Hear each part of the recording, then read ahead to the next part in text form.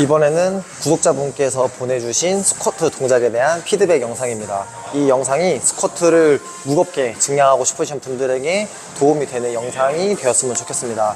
구독자분께서 요청해주신 부분은 총 5가지입니다. 첫 번째는 본인의 견착 위치는 괜찮은 건지, 두 번째는 이 부상당할 만한 요소는 없는 건지, 세 번째는 이 동작을 하는 중간에 어떻게 해야 생각하면서 동작할 수 있는지, 네 번째는 증량을 위해선 어떤 부분을 보강해야 되는지, 다섯 번째는 그냥 제가 이제 드리고 싶은 의견에 대해서 요청을 해주셨습니다.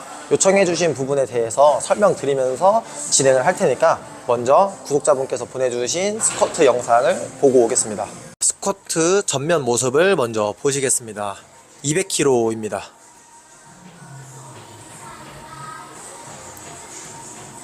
네, 그 다음으로는 스쿼트 뒷면 모습을 보겠습니다. 이 동작이 조금 더 잘한 동작이라고 보시면 되겠습니다. 일단 동작에 대한 전체적인 피드백을 먼저 드리면, 스쿼트 자체를 못 하시는 분은 아닙니다. 스쿼트 동작도 괜찮았고 이 앞뒤 무게중심의 흔들림도 적습니다. 다만 스쿼트 동작이 조금 불안정해 보이는 이유는 코어 세팅, 그 다음에 바닥에서 힘을 쓰는 방법, 이런 것들에서의 문제가 약간 있어 보이는데, 이 부분은 조금 이따가 설명을 드리기로 하고, 첫 번째로 요청하셨던 스쿼트 바벨의 견착 위치에 대해서 설명을 드리도록 하겠습니다. 일단 첫 번째로 궁금해 하셨던 견착 위치에 대해서 설명을 해드리면, 지금 구독자분께서 하고 계신 스쿼트는 하이바 위치에 견착하신 게 맞습니다. 이걸 정확하게 설명을 해드리면, 로우바의 견착 위치는 정해져 있습니다. 로우바의 견착 위치는 무조건입니다. 무조건 이 후면 삼각근 위치에 견착이 되어 있어야만 로우바 스쿼트입니다. 이 견착 위치가 후면 삼각근에 걸려있지 않은 승모근 위에 올라가는 모든 견착은 다 하이바 스쿼트라고 생각하시면 되고, 후면 삼각근까지 끌어내려서 견착했을 때만 로우바 스쿼트 견착이다 라고 이해하고 계시면 됩니다. 지금 구독자분께서는 승모근 위치에 올라가 있는 게 확인이 되기 때문에 하이바 스쿼트 위치에 견착을 해두신 게 맞습니다. 근데 이 부분이 왜 헷갈리시냐면, 하이바 스쿼트 위치에 견착을 하고 스쿼트 자체는 로우바처럼 진행하시기 때문에 헷갈리신다고 생각이 드는데, 이러한 스타일을 하이브리드 스쿼트 스타일이라고 이제 저는 얘기를 합니다. 로우바 견착에서 하이바 스쿼트를 하던지, 하이바 견착에서 로우바 스쿼트처럼 하는 모든 패턴을 하이브리드 스쿼트라고 하는데, 이게 절대 잘못된 것이 아닙니다. 오히려 이렇게 스쿼트 하는 것이 훨씬 더 유리할 수 있습니다. 이 예시를 한번 보여드리면, 지금 하고 계신 스타일이 완전 하이바보다는 약간 낮은 상태에서 하이바 견착을 하신 후에 스쿼트 동작을 하실 때 상체가 약간 숙여지면서 내려가기 때문에 내가 로우바처럼 스쿼트를 하고 있다라고 생각하시는 이제 모습인데, 이 스쿼트의 모양새, 상체가 숙여지는지 상체가 세워지는지는 사실 중요하지 않습니다. 그렇기 때문에 견착의 위치도 사실 로우바로 견착을 하던 위에 견착을 하던 중요하지 않습니다. 모든 스쿼트 동작의 가장 큰 기준은 동작하는 내가 편하느냐가 핵심이 됩니다. 그래서 하이바 위치에 견착을 하고 계신 상태에서 약간의 로우바처럼 스쿼트를 진행하시는데 전혀 문제될 거 없습니다. 잘 하고 계신 거다라고 말씀을 드리겠습니다. 그럼 만약에 생기는 질문점이, 내 스쿼트 모양새가 로우바처럼 나오는데 그러면 로우바 견착을 하면 더 유리하지 않을까라고 의문이 드실 수도 있는데, 로우바 스쿼트를 연습하시면 장기적으로 봤을 때 조금 더 유리할 수도 있을 것 같다라고 말씀은 드립니다. 하지만 이걸 또 장담할 수는 없는 게, 결국엔 내가 힘을 쓰기 좋은 리듬과 이런 형태를 쓰기 위해서는 견착과 상체의 긴장감도 모두 고려해야 되기 때문에, 무조건 견착을 바꾼다고 더 잘한다라고는 말씀드리기 약간은 어렵습니다. 그렇기 때문에 이것도 해보시고 저것도 해보시면서 나한테 더 편한 것을 찾아가기를 추천해 드립니다. 두 번째로 궁금하셨던 부상당할 만한 요소는 없는지에 대해서인데, 부상당할 만한 요소가 있습니다. 그것은 바로 첫 번째는 코어 세팅, 두 번째는 바닥에서 힘을 쓰는 탄성의 사용입니다. 일단 첫 번째부터 말씀드리면, 이 코어의 세팅을 언제 하시는 게 가장 중요하냐면, 내려가기 전에 하시는 게 가장 중요합니다. 이 스쿼트 하시는 패턴을 한번 보시면, 무릎이 먼저 반응하게 되는 것은 이 골반이 세팅이 되어 있지 않기 때문인 건데, 골반의 세팅을 하기 위해서는 처음에 코어를 잡는 방법이 중요합니다. 코어 세팅 없이 갑자기 내려가는 이 부분에 대한 피드백입니다. 처음에 코어를 잡으실 때 다리를 모두 편 상태에서 그냥 내려가십니다. 이 상태에서 뭔가 코어를 세게 잡는 과정 없이 그냥 내려가시는데, 이 과정을 한번 눈으로 보여드리겠습니다. 자, 이 상태에서 그냥 무게 짊어지고 나오신 다음에 그냥 발 위치 잡으시고 그냥 내려가십니다.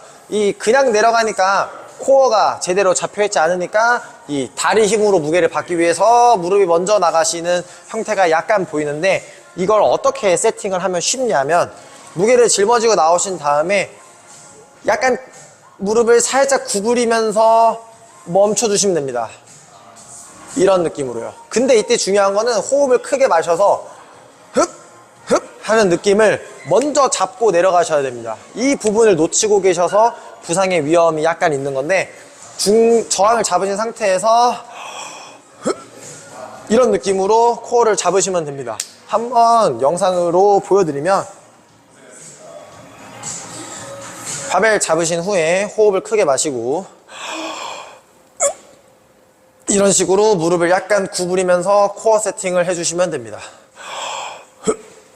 이런 느낌입니다. 이 무릎을 약간 구부리면서 살짝 숙여주셔야 골반으로 저항을 받을 수 있습니다. 다리를 다 편 상태에서 골반을 세팅한다는 것 자체가 잘 일어나지 않기 때문에 무릎과 함께 힙힌지를 살짝 이런 느낌으로 골반을 세팅해 주셔야 됩니다. 이 부분만 잘 세팅해 주셔도 스쿼트를 증량하는 데 도움이 되실 것 같습니다. 그 다음 두 번째 부상 요소는 탄성의 사용인데, 이 바닥에서 탄성을 사용하는 거를 연습해 주시면 훨씬 더 안정적으로 스쿼트를 할 수 있을 것 같습니다.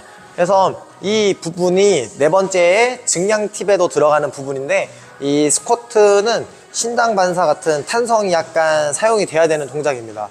그렇기 때문에 바닥으로 눌러 앉았을 때 약간의 바운스를 사용하는 걸 계속 연습해 주시면 좋을 것 같습니다. 이 부분을 잡는 것은 이제 타이밍인데, 이 타이밍은 네 번째 파트에서 다시 설명드리도록 하겠습니다. 이 세 번째로 요청해 주셨던 이 동작하면서 생각을 어떻게 하냐라고 말씀을 해 주셨는데, 동작하면서 생각을 못 하시는 게 당연한 겁니다. 이 스쿼트라고 하는 동작이 무게가 무거워지면 앉았다 일어나는 것만 신경 쓰기에도 벅찹니다. 그리고 또 하나는 동작할 때 내가 여기저기 신경 쓰는 게 많아지면 되게 단순한 동작인데도 동작의 복잡성을 스스로 높이게 돼서 동작이 오히려 일정하지 않게 나오는 이런 안타까운 상황이 발생하게 됩니다. 그러니까 이런 동작을 잘하게 될 때는 점점 단순화하게 됩니다. 그래서 생각 없이 하는 게 맞는 거고요. 이 지금 구독자분 같은 경우에는 딱 두 가지만 신경 쓰시면 됩니다. 코어의 세팅, 그 다음에 바닥에서 힘 잘 쓰는 거. 이 딱 두 가지만 생각하시면 되고, 이 두 가지를 생각하기 위해서는 훈련의 강도 자체가 조금 낮을 때만 가능합니다. 원RM에 가까워지는 무게일수록 생각하는 거는 없어지고 내가 그냥 힘을 잘 쓰는 거에만 초점을 맞추시면 됩니다. 이 생각을 하면서 자세를 바꾸기 위해서는 내 운동 강도가 80에서 70% 정도로 낮아졌을 때 생각하면서 훈련을 하시면 되고, 지금처럼 생각이 나지 않는 거는 당연한 겁니다. 잘하고 계신다라고 이해하시면 될 것 같습니다. 자, 이제 네 번째인 증량에 필요한 부분에 대해서 조언을 해드리면, 아까 두 번째에서 설명하다 말았던 바닥에서의 바운스를 사용하는 것을 연습하시면 아주 좋은 증량 팁이 될 것 같습니다. 이 바운스를 쓰는 것은 이제 신장 반사라고도 표현하는데, 이 신장 반사라고 하는 게 단순히 빠르게 탄성을 이용한다 라는 개념이 아니라 굉장히 복잡한 요소들이 필요합니다.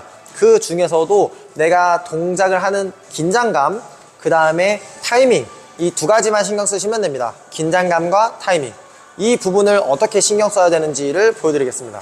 이 전환 구간이 느린 구간을 한번 피드백해 드려 보겠습니다. 먼저 신장 반사에 대해서 설명드리면, 신장 반사를 사용하는 것은 빠르게 동작한다고 되는 것이 아니라 전환의 속도가 빨라야 되는 겁니다. 즉, 내가 빠르게 앉았다 일어난다고 신장 반사를 쓰는 게 아니라 천천히 내려가더라도 일어나는 전환 구간이 빠르면 됩니다. 그러니까 어느 구간에서 빨라야 되냐면 이렇게 전달되는 구간에서 이 힘의 전환이 빠른 것이 신장 반사의 핵심입니다.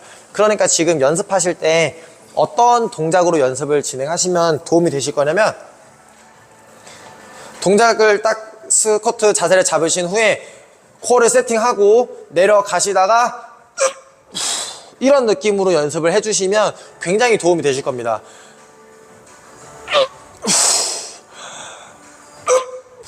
이런 느낌. 이 밑에서 탄성을 쓰는 연습을 진행하시면 굉장히 증량에 도움이 되실 것 같습니다. 그래서 내가 가지고 있는 힘을 100% 다 쓰는 연습을 해주시는 게 지금 가지고 계신 스트렝스에서 증량을 차근차근 도와줄 수 있는 테크닉이 될 것 같습니다. 자, 마지막 5번째로 제가 드리고 싶은 의견을 이제 전달을 해드리면, 운동을 하신 지가 꽤 되어 보이십니다. 운동을 못 하시는 것도 아니고 스쿼트 200kg면은 굉장히 좋은 스트렝스를 가지고 있다라고 이제 생각도 듭니다. 일단은 첫 번째로 부상은 항상 조심하시고요. 그리고 내가 코어를 세팅하는 것에 조금 더 집중하시면 됩니다. 일정 수준의 스트렝스에 도달하면 이때부터는 내가 힘이 강해진다는 개념보다는 힘을 사용하는 스킬이나 이런 부족한 부분들을 파악해서 보강하는 것에 조금 더 집중하시면 스트렝스를 올리기가 훨씬 더 유리합니다. 왜냐면 결국엔 유전적인 한계 때문에 스트렝스가 계속 증가할 수는 없고 일정 부분에서 막히게 되는데, 그 조금 205kg, 210kg 이렇게 증량하기 위해서는 지금 내가 가지고 있는 테크닉을 다시 한번 재정비하시는 느낌으로 훈련을 진행하시면 스트렝스가 조금 더 올라가는 경험을 하실 수 있을 거라 생각합니다. 저도 그런 부분에서 효과를 많이 봤기 때문에 드리는 조언입니다. 지금까지 피드백 드린 내용 잘 사용하셔서 더 좋은 스쿼트로 나중에 꼭 저한테 다시 스쿼트 하시는 영상 보내주시면 정말 좋겠습니다.